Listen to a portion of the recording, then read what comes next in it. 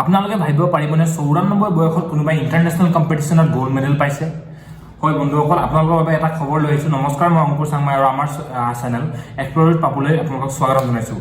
আৰু আজিৰ খবৰটো হৈছে বন্ধুসকল যে এগৰাকী আইতা 94 বয়সৰ আইতাই যে ৱৰ্ল্ড মাষ্টাৰ চেম্পিয়নশ্বিপত যিটো ফিনলেণ্ডত হৈ আছে তাত এটা গোল্ড মেডেল পাইছে, এটা গোল্ড মেডেল আৰু এটা ব্ৰঞ্জৰ মেডেল পাইছে। 94 ইয়াৰ্ছ। ভাবিছক কিমান বয়সত, যিটো বয়সত আপুনি যদি সেইটো বয়সত থাকে আপোনাৰ অৱস্থা কি হ'ব আপুনি ভাবিছক নিজে। আৰু সেইটো বয়সত এগৰাকী আইতাই ফিনলেণ্ডত হৈ থকা ৱৰ্ল্ড মাষ্টাৰ এথলেটিক চেম্পিয়নশ্বিপত গোল্ড মেডেল পাইছে। আপোনালোকক ছাইডত লগাই লৈছোঁ, আপোনালোকে চাই লওক।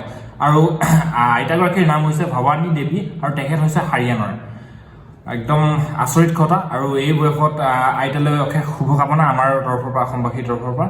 আৰু চাওক, বয়স এটা মাত্ৰ নাম্বাৰ, আৰু এই আইতাগৰাকী আমাক প্ৰুভ কৰি দেখুৱালে। আৰু আপোনালোকো শক্তিশালী হওক। আজি ভিডিঅ'টো ইমানেই, ধন্যবাদ।